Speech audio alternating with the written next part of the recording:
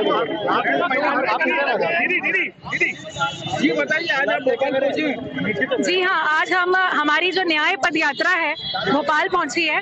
मैं बताना चाहूंगी कि मध्य प्रदेश के इतिहास में बड़ा ही दुखद और पीड़ा वाला ये जो है विषय है कि मुझे 200 से ज्यादा किलोमीटर चल के आमला से भोपाल आना पड़ रहा है अपने न्याय के लिए। तो आप देखिए कि किस तरह का अन्याय मध्य प्रदेश शासन मेरे साथ कर रही है। पहले मुझे सर्वधर्म प्रार्थना करने से रोका गया, सभी धर्मों के धर्मगुरु आए थे, मेरे घर का उद्घाटन था, उससे डर करके उन्होंने उसे रोका, मुझे जाने से रोका।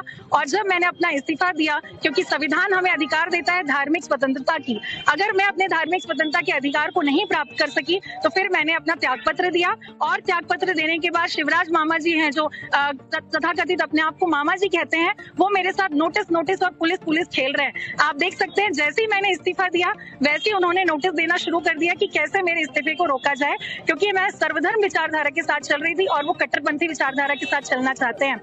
यहाँ तक नहीं रहा, जब मैंने ये कह दिया कि अब मेरे पास जब कोई रोजगार नहीं है, आप मेरा त्यागपत्र मंजूर नहीं कर रहे हैं, तो मैं चुप नहीं बैठूंगी। महिलाओं के अधिकार के लिए और वंचित वर्ग के अधिकार के लिए अब मैं लड़ाई लड़ूंगी, अब मैं राजनीति में आना चाहती हूँ। तो फिर उन्होंने रोकने का काम किया। हाईकोर्ट में मैंने पिटीशन डाला, तो हाईकोर्ट में गुमराह करने का काम जो है मध्य प्रदेश शासन के जिम्मेदार अधिकारी करते हैं। तो मैं माननीय जो हमारे शिवराज मामा जी जो अपने आप को मामा जी कहते हैं, मैं तो ये कहना चाहूंगी कि क्या उनको अपनी इस भांजी की प्रताड़ना दिखाई नहीं दी अभी तक?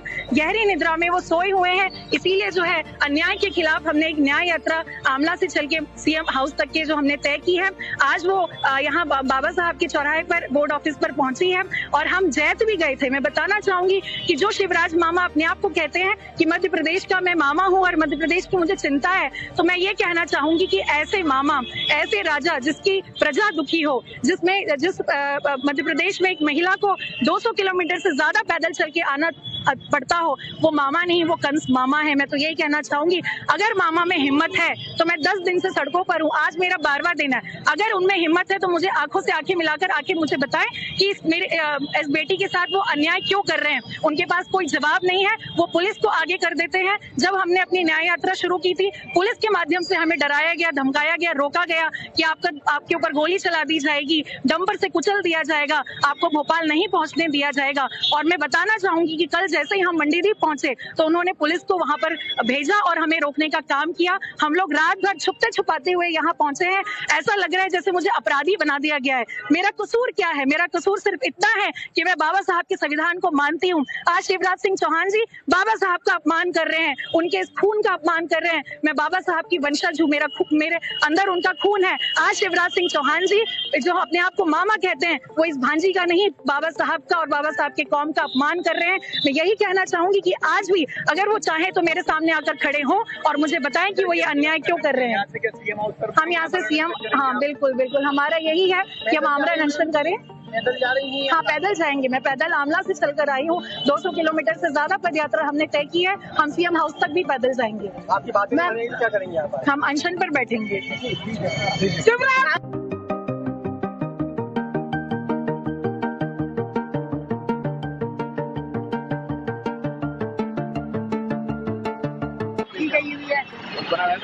देखिए, एक तो वो अभी गवर्नमेंट जॉब में है, शासकीय सेवक है, शासकीय सेवक होने के नाते उनको इस तरह का कृत्य नहीं करना था।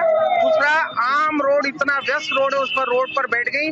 उनसे हमने अनुमति मांगी कि आपने जाने की, आप इतना हुजूम इकट्ठा करी है 100-150 आदमियों का, आपने रैली निकालने की अनुमति ली या नहीं ली? वो कोई अनुमति पेश नहीं करते हुए, हठधर्मिता को दिखाते हुए रोड पर बैठ गए। ठीक है ना? उन्हें समझाया गया कि आप अपनी अनुमति दीजिए, अगर आपकी अनुमति है तो ठीक है, आप मार्च करिए। कोई अनुमति नहीं है, शुद्ध रूप से अपनी मनमानी प्रदर्शित कर रही हो पिछले 1.5-2 महीने से। अभी भी यही करा, उन्हें समझाया गया था अनुमति हो तो आप आगे बढ़िए, नहीं करी तो उन्हें 151 में भी गिरफ्तार कर।